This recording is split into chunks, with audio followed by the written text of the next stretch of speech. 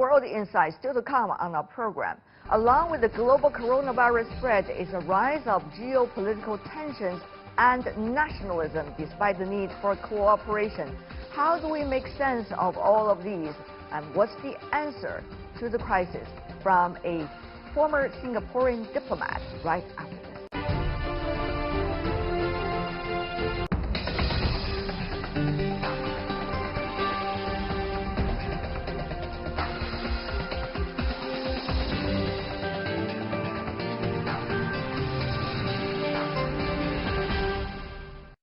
Welcome back. You're watching World Insight. I'm Tian Wei.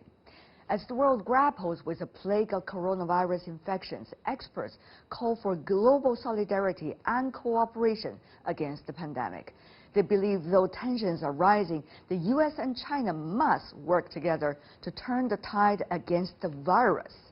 Earlier, I had a chance to talk with Mr. Kishore Mahbubani, former Dean of the Lee Kuan Yew School of Public Policy with National University of Singapore. He shares his views on geopolitics and the pandemic. I'm joined by Kishore Mahbubani, Distinguished Fellow from the Asia Research Institute of National University of Singapore. Professor Mahbubani, what a pleasure seeing you. My pleasure to be with you too. Since the virus had become public enemy number one, or should have become public enemy number one, and yet now we see it's not just one government against another government, one country against another country, but rather, attacks on international institutions such as WHO, which is the leading organization against COVID-19. What do you make of that? Well, I mean, I find the attacks on WHO very sad, tragic, and unfair. Because, I was Singapore's ambassador to the UN for over 10 years.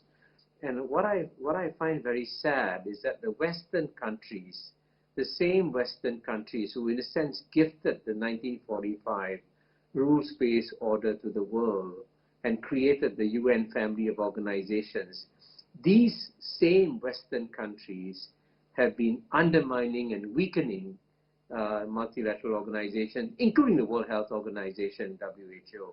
And if you want one statistic that describes this very well, in 1971, 62% of the budget of the WHO came from mandatory compulsory contributions and 38% came from voluntary contributions.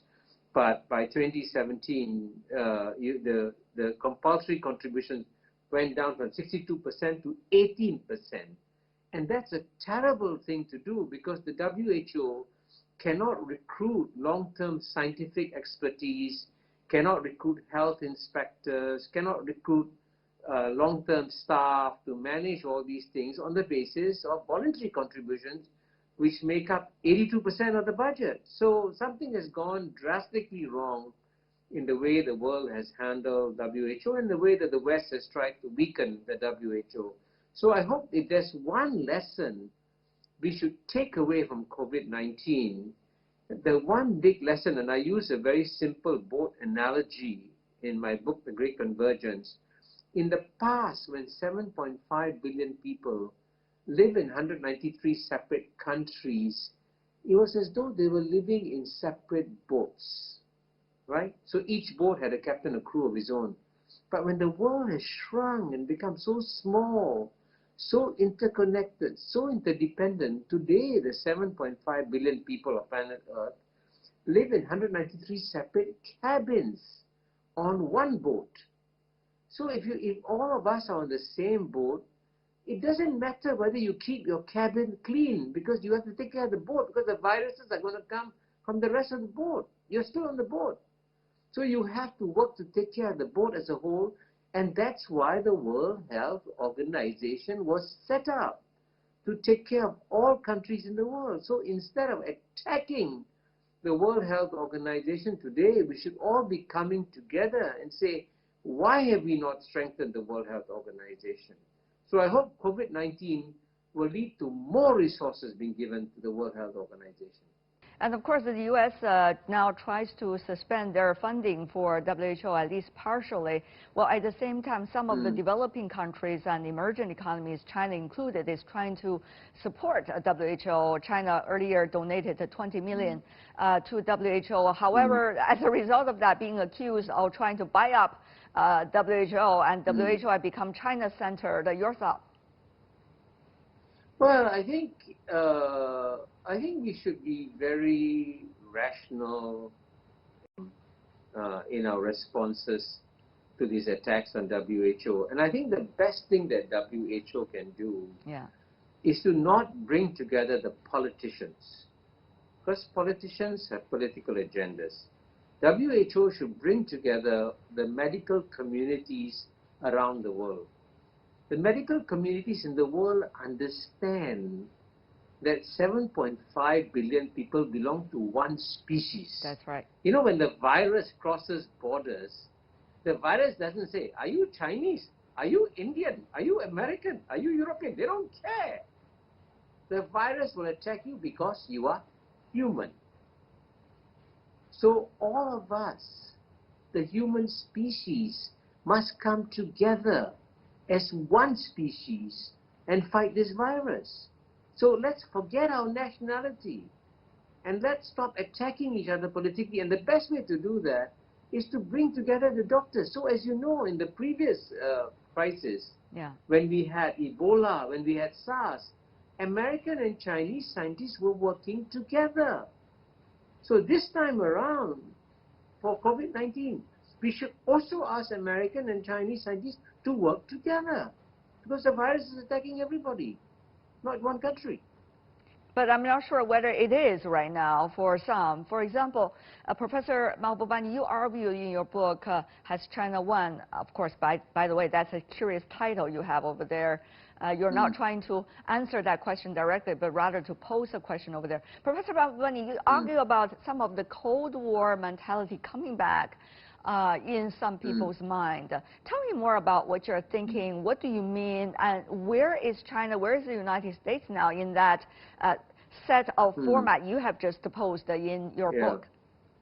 Well, the reason why a lot of this Cold War reflexes are coming back is because, you know, I begin my book, Tian Wei, by describing a one-on-one lunch I had with Henry Kissinger in his private club in March 2018, 2 years ago. And at the end of the lunch, the impression I got from Dr. Henry Kissinger was that the United States had made a mistake in launching a geopolitical contest against China without first working out a comprehensive long-term strategy on how to handle the geopolitical contest. And because of that, things are being done very impulsively, irrationally, and often with no strategy.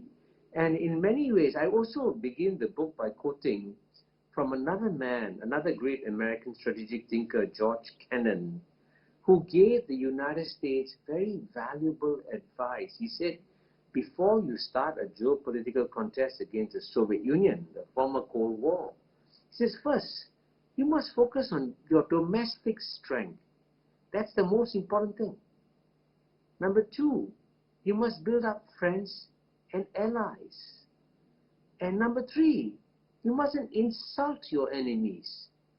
And number four, you must be humble.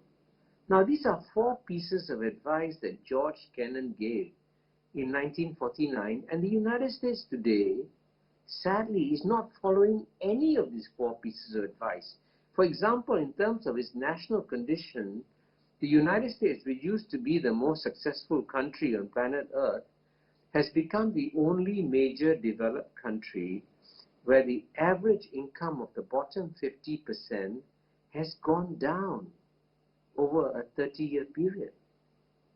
Now, George Kennan would disapprove and say, hey, first we have to fix our country before we go and getting engaged in geopolitical contests. And he would also say, why don't you talk to our friends and allies around the world and see what they're saying?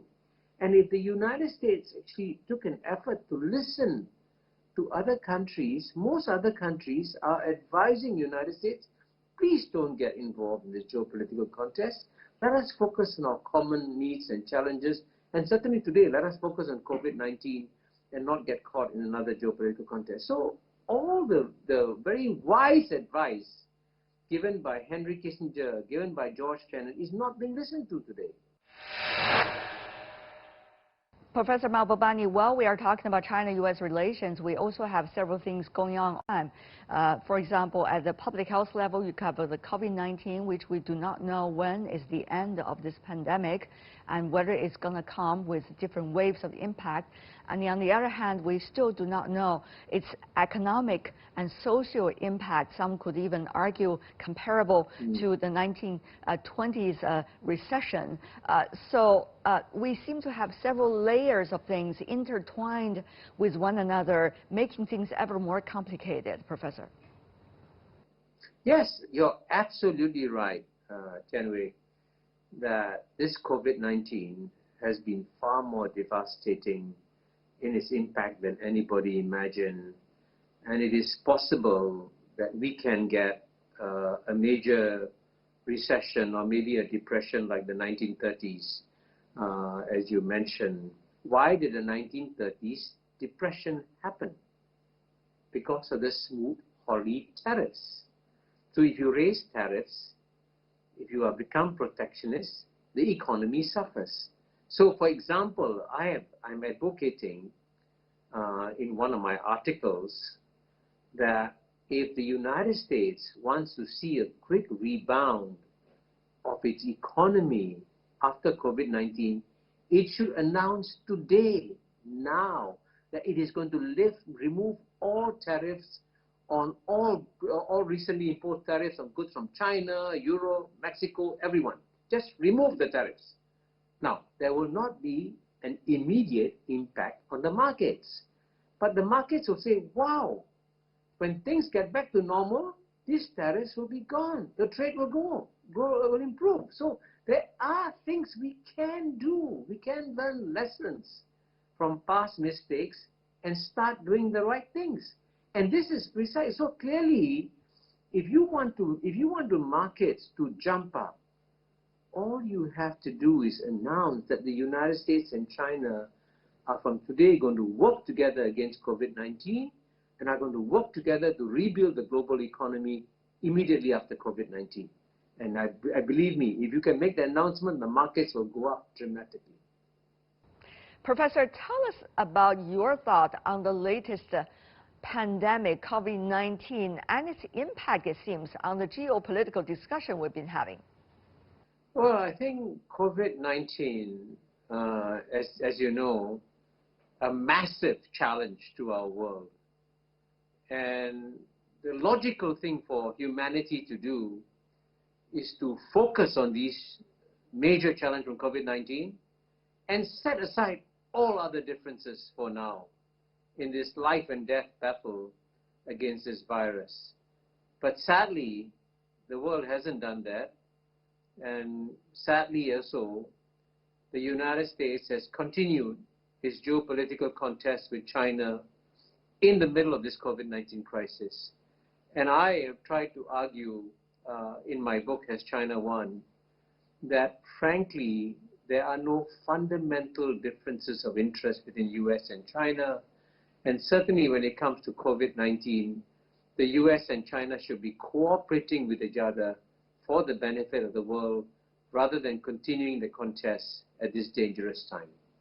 But Professor Mahbubani, of course, internal politics always has become the priority for many politicians, and therefore not necessarily handling the crisis well back at home has to have its own excuses.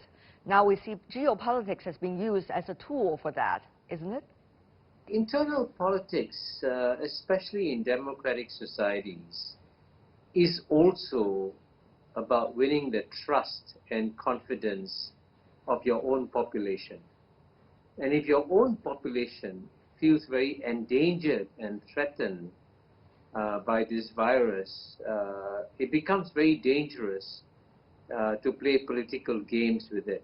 You may get some short-term political victories by playing games with it, but at the end of the day, the people can be very well informed, and they can tell when a leader is doing well and improving the situation, like, for example, the Prime Minister of New Zealand, who's very, very focused on COVID-19, whereas in the United States, sadly, the politicians are trying to make political capital out of it, and as a result of it, again, very sadly, the number of deaths and the number of cases in the United States is now incredibly large. And it shows that there hasn't been insufficient attention being paid to fighting COVID-19 first. One after another accusation after China and some of the other Asian countries like South Korea, like Singapore, where you are, have been able to climb on their own out of the crisis as a result of COVID-19. What does that say about people's ability to recognize what should be learned and what should be the strategies forward? But now we see more accusations and rather a comparison of notes. Singapore, as you know, is in day 8 or day 9 of its lockdown, and we are still fighting it in Singapore. So I'm doing this interview at home because we are in a lockdown. But at the same time, it's also clear, I mean, if you're objective and rational and scientific in your analysis, it's very clear that by and large, East Asian societies like China, like South Korea, like Singapore, have done relatively well at managing this COVID-19, relatively speaking. But it has to do about the fact that East Asian societies believe basically in what Nobel laureate Amartya Sen said, that for societies to succeed, you need the invisible hand of free markets and the visible hand of good governance. Unfortunately, in the West, and especially I would say in the United States, they used to listen to President Ronald Reagan, who used to say, government is not the solution, government is the problem. So as a result of that, there has been a progressive defunding, delegitimization, and of course, consequentially, demoralization of the public service agencies in the United States and to some extent in the other Western countries. And so I think that was a mistake that they made. And so the time has come, perhaps, for the West to try in some ways learn some lessons from East Asia and realize that for societies to succeed, you have to strengthen institutions of government as well as the private sector if a society is going to succeed.